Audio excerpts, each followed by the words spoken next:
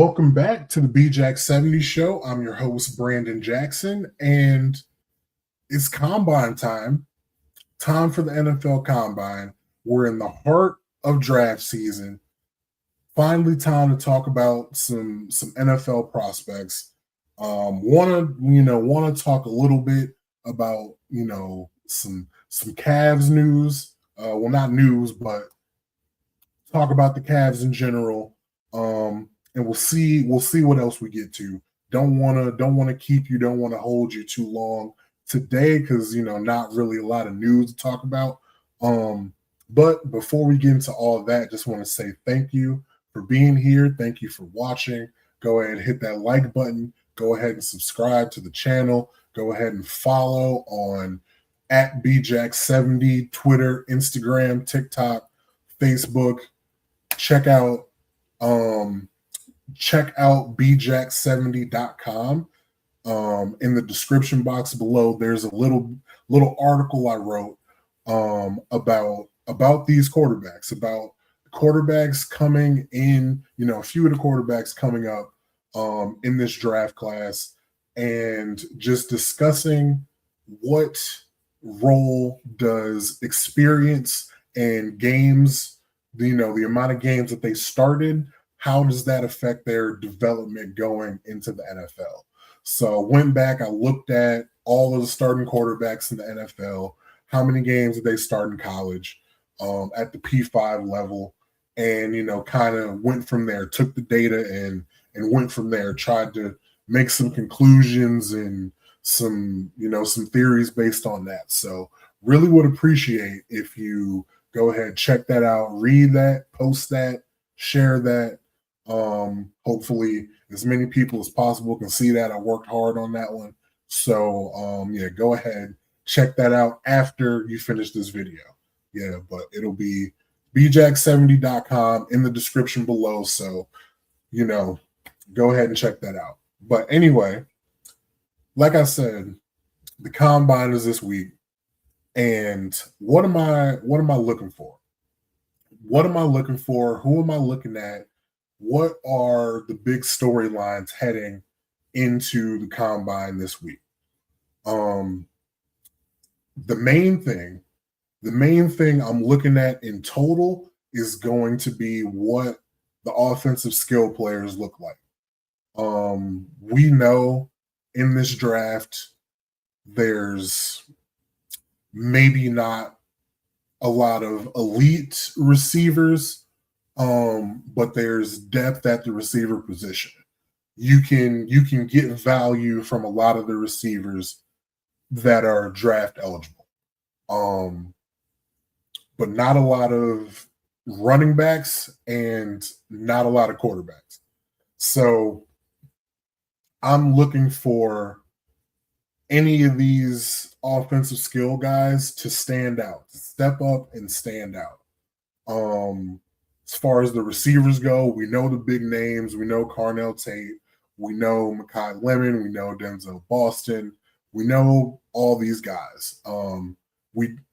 As of recording, I don't know when, if all these guys are going to be participating or what level they're participating at.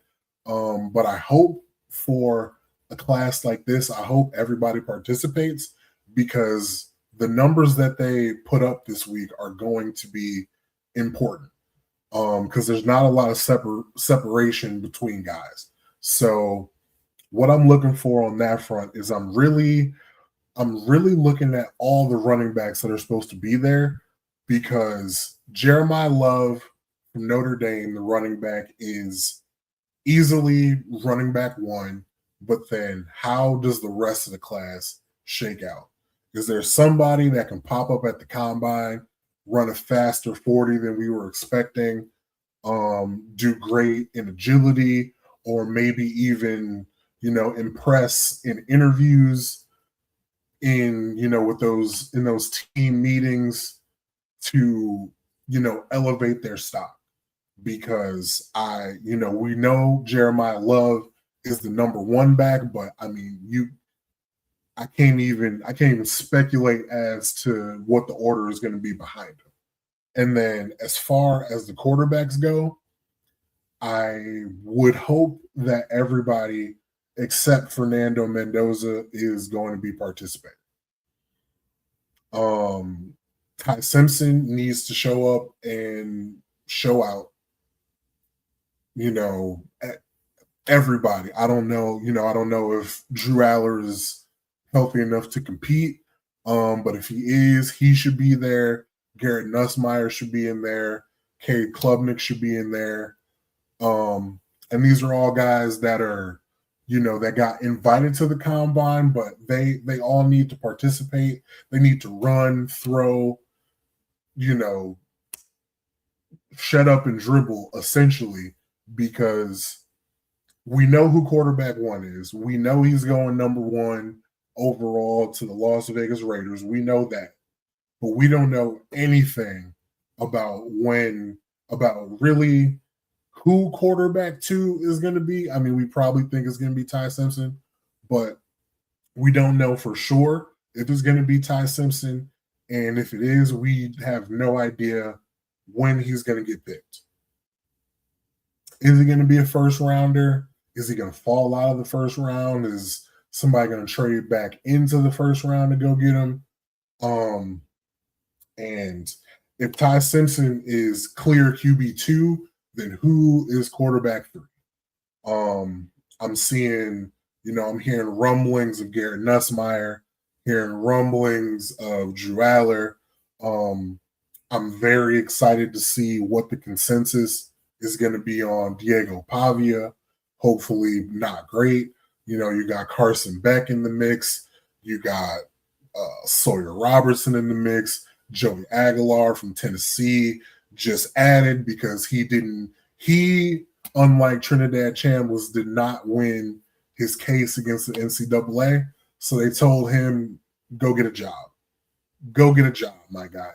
So Joey Aguilar will be there. I'm very interested to see who competes and if they do compete, what it looks like. Quarterbacks at the combine, obviously not the end all be all.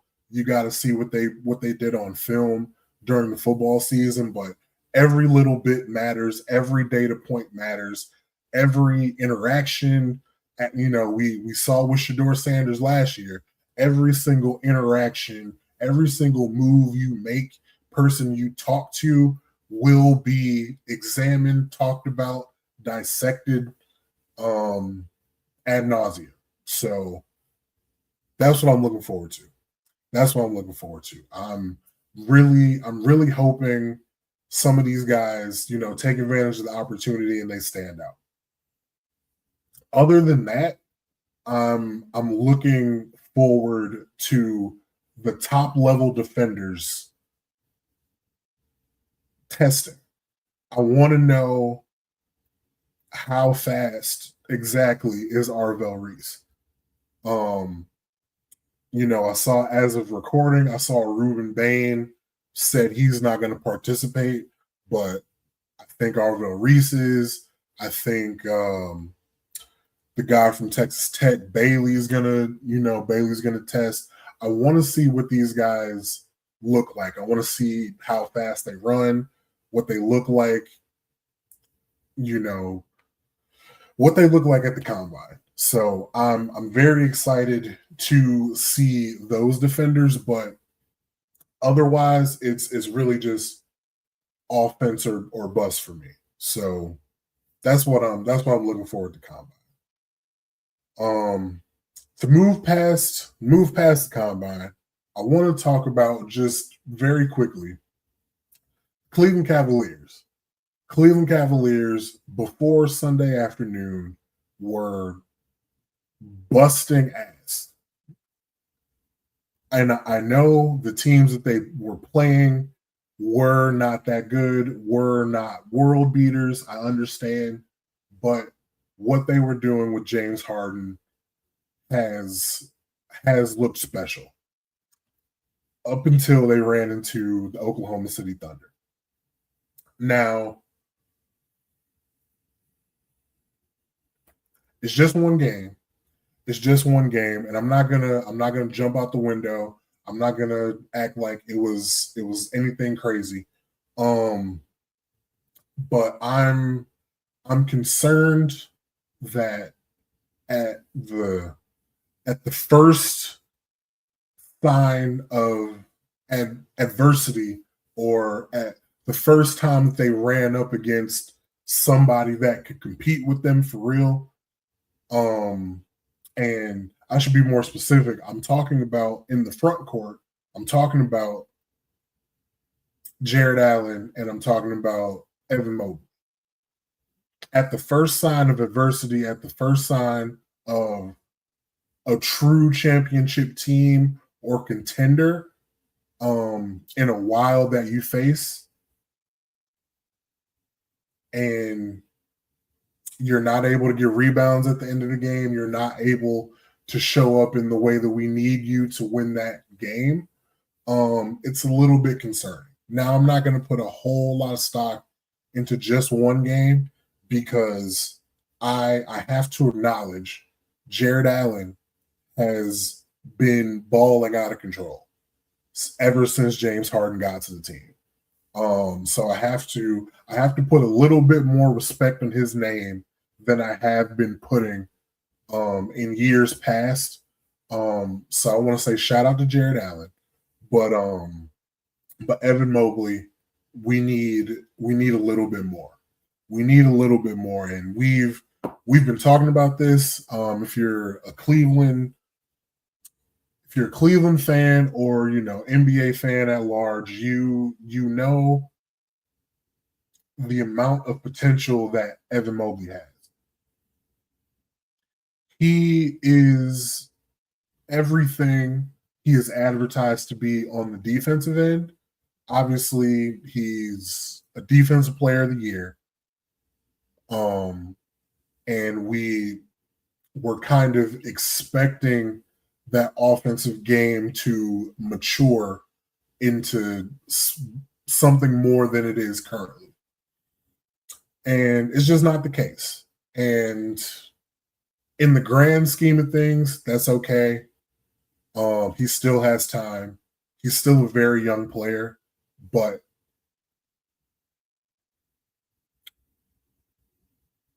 if we want to have true championship expectations, we're going to need a little bit more from Evan Mobley on the offensive end. And I'm not, if we don't win the championship, I'm not, I guess depending on what it looks like, but I'm not going to, just put the blame on one person. But our ceiling is based on Evan Mobley and Jared Allen performing in the playoffs, because what has brought us down is what brought us down on Sunday afternoon against the Thunder. A weak front court. So am I gonna forget everything that I saw since James Harden has been on the team? No, but it's always going to be in the back of my mind. When we play a real team in the playoffs, what's going to happen? I'm going to be nervous about it. And there's really nothing they can do about that until we get there in April. So still got a couple months left. This team, Sunday notwithstanding, this team has been incredibly fun to watch. Shooting threes, James Harden is getting excellent looks for every single shooter on this team. Dean Wade, Sam Merrill, Donovan is getting better looks. Jalen Tyson is getting better looks. It's been very nice to see. Keon Ellis has. I was not familiar with his game. I was not familiar with him as a player. I am super excited to have him. Dennis Schroeder, we know what he can do. We've seen him for years. We know he can get a bucket if you really need him to. He'll at least try. That's for sure. He'll at least try to get you a bucket when you need him to. Unfortunately, we've seen he'll try to get you a bucket when you don't need him to, But if we'll figure that out when we cross that bridge. But moving forward, I'm excited for this Cavs team. I'm excited to see what it looks like down the stretch. Excuse me. I haven't talked a lot of basketball, honestly, because I haven't been watching a lot of basketball. When it's football season, and that's really, what I'm into when that's happening. But I just had to make sure I got on record and say I support this Cavs team and I'm excited to see what they do going forward. The next thing I want to talk about is there's been debate about the number one overall pick in this upcoming NBA draft. And it's pretty much down to, what it has always been. There was a little Cam Boozer kerfuffle in there for a little bit, but it's really Darren Peterson versus AJ Dybantsa. And if you're unfamiliar, Darren Peterson plays sometimes for the Kansas Jayhawks, 6'6" wing, unbelievably gifted scorer. But the problem is he's been in and out of the lineup with injury, and it's just looked weird because he's started games. He's been going off. He's 20 points at halftime numerous times. And then something, he'll pull up for a jumper and immediately ask out because something doesn't feel right. And people are being very hard on him, but it really feels like he just hasn't been healthy at all this entire year. People want to call him a quitter or saying that he's selfish. I don't really see it that way because if he was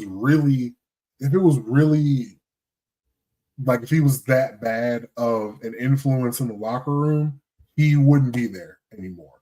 I feel like Bill Self has enough, head coach of Kansas basketball, has enough clout to be like, nah, you got to get up out of here. I think he's trying. I think he's doing his best, but he's just not healthy right now. And on the other side, you have AJ Dybantsa. I believe he's 6'8", 6'9", wing, plays for BYU. Had been the number one player in this freshman class for years up until, right before that final ranking came out when Darren Peterson overtook him for the number one spot. Dybantsa has been lights out. He's been scoring, not necessarily super efficient, but he's been efficient enough and just came off a game this past weekend where he played 40 minutes, and is doing everything that is being asked of him.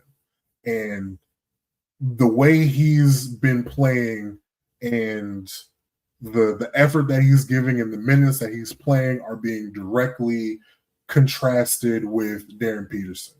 Darren Peterson barely playing, not playing, asking out versus Dybantsa playing the whole 40 minutes because they need him to win.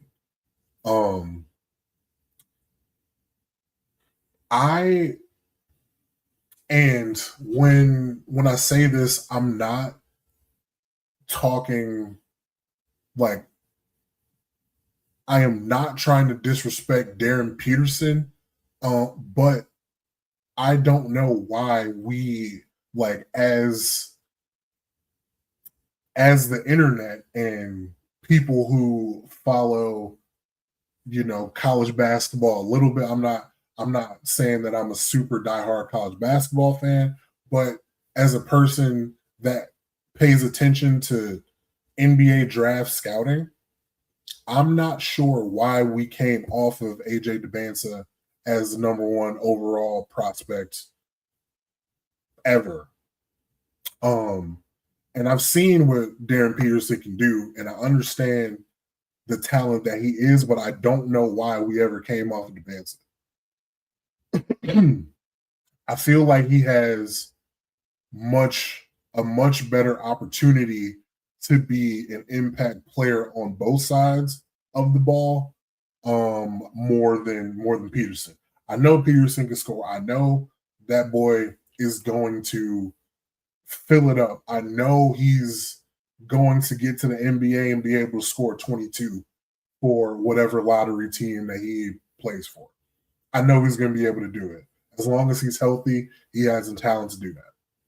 But on the other side, I'm looking at Demancey, and I'm looking at a guy that's a little bigger, feels like a little stronger, maybe a little bit less of a jumper, but he's athletic, and he's a gamer.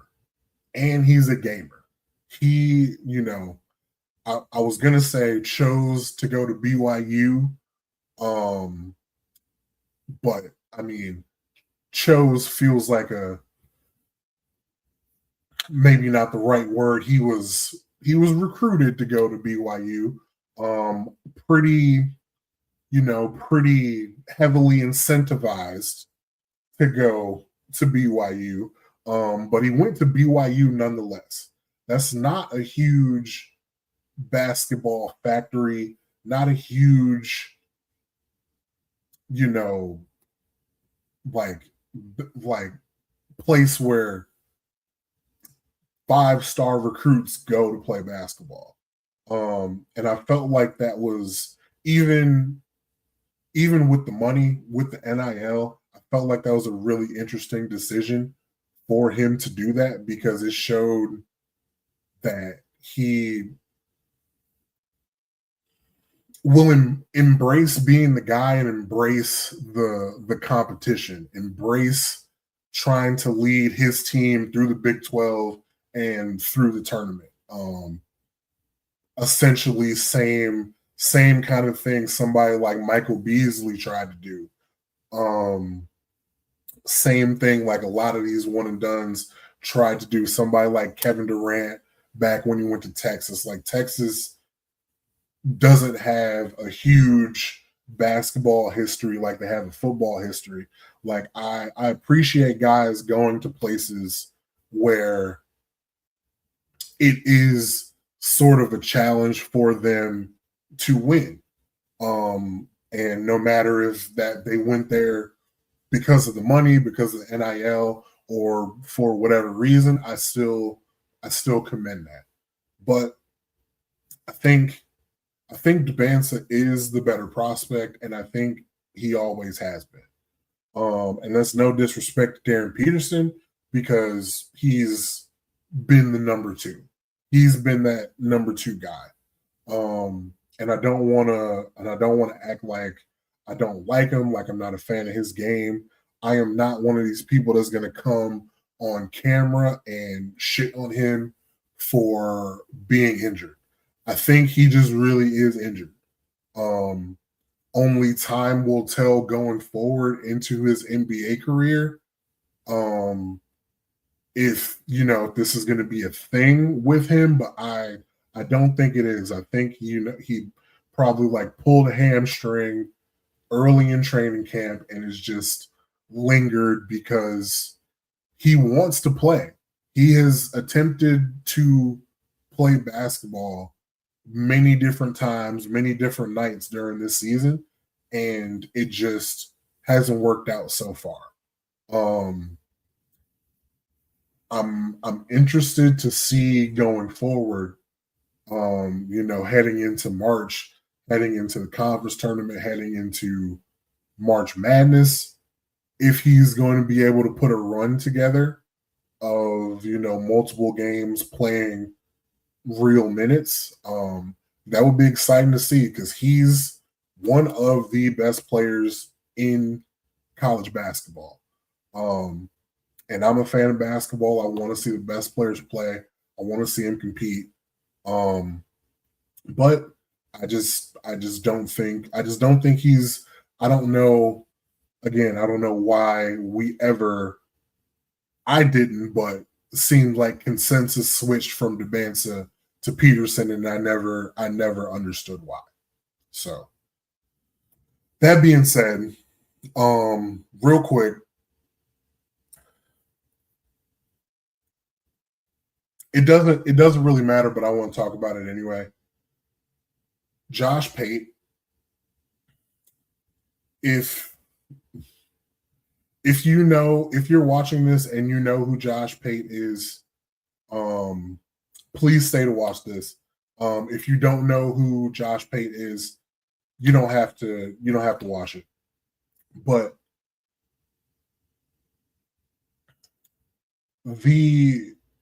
I just first of all, I'll say I was a fan. I was a huge fan. And if you don't know who Josh Pate is, he is a very successful college football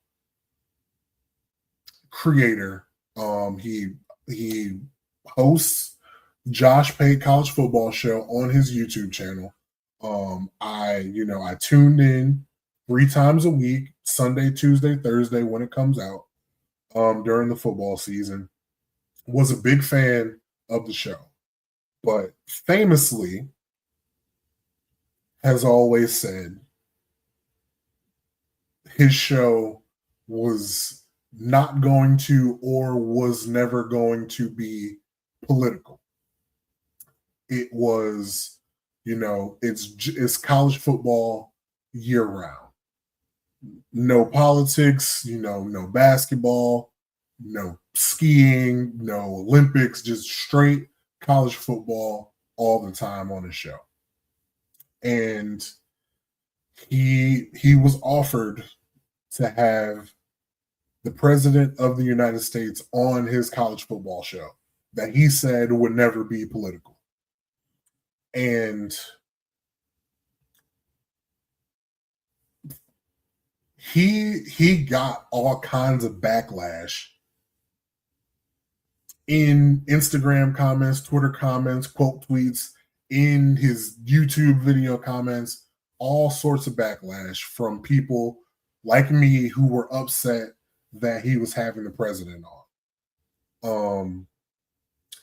So on Sunday's show, he did an interview with President Donald Trump, and it wasn't necessarily about politics, but he tried to talk about college football, and it was just about football in general. So it wasn't necessarily a political conversation, but in 2026, when you have that specific president on your platform, it is political. It is going to be political, no matter what. No matter what. And Josh Pate, after the interview aired, said on his show that all the negative feedback that he got, 95% of the negative feedback that he got was from Twitter bots. That it wasn't real people. Now, I'm no expert, but I was curious to see what the response would be as someone who was a huge Josh Pate fan. And I looked through the comments, I looked through the quote tweets, I looked through all the posts. It didn't look like bots to me. It looked like real people to me. And there are a lot of people that look like me that for a long time, we knew deep down that, Josh Pate, a guy from rural Georgia, we probably could guess what his political leanings were, but we just didn't talk about it. We just didn't bring it up. We wanted to watch college football, And hey, his show was going to not be political. His show was just going to be straight college football, and none of that was going to come into play until it did. Until he had that president on his show. And I was a fan. I unfollowed, I unsubscribed, and his show is going to go on. It's still going to do numbers. It's going to do extremely well without me as a follower or a watcher. But I just wanted to say, because I did watch the segment of his explanation for having the president on, and he said that if you were in the position that he was, if you say that you wouldn't have the president on your show, on your platform, that you're either dumb or lying. As it stands right now, I do a show multiple times a week, every week. I can tell you right now, I wouldn't have Homeboy on this podcast. Not saying that he would want to, but I know I can sit here and I can say that I would not do it. I would not have him on.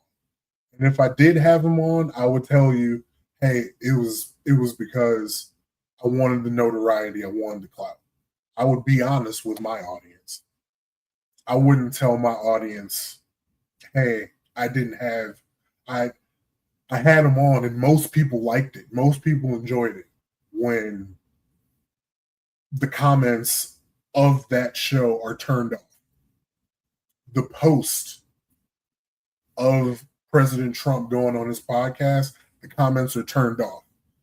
The negative feedback is in the comments of all the other videos, all the other posts, telling him that this is shameful that you got to turn those comments off. Now we got to come over here. We need to let you know how shameful this is. So, if it worked for him. That's what he wanted to do. That's his show. Shout out to him. But I'm in the market for a new college football podcast. I need something to watch during college football season. I need somebody to watch to engage about college football, spring ball, quarterback competitions, all that. Somebody got to do it. Somebody got to do it. So I'll be on the lookout for some new shows. So we'll see how that goes. But he's not going to see this. If he does, I haven't said anything disrespectful. I was a fan. I love the content. I really, as somebody who is trying to become what you have become on YouTube, I'm just sad and I'm disappointed, but I'll move on. I'll persevere. So, but I know one thing. I would not have that man on this podcast. 80 subscribers, 80,000 subscribers, 800,000 subscribers, 8 million subscribers.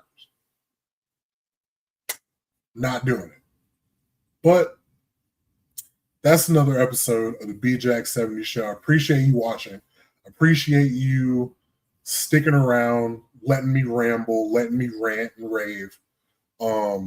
Again, longer episode than I planned for. Wasn't a whole lot to talk about. But I appreciate you being here. Please go to the description, hit that link, read that article. I want, as many people as possible to read that article. Please go read it. Please go share it. Please go comment on it. Put it on Instagram, Facebook. I'm going to be spam posting that everywhere I can. So you do the same. Thank you in advance. Subscribe to the channel. And I'll see you on Friday. See you.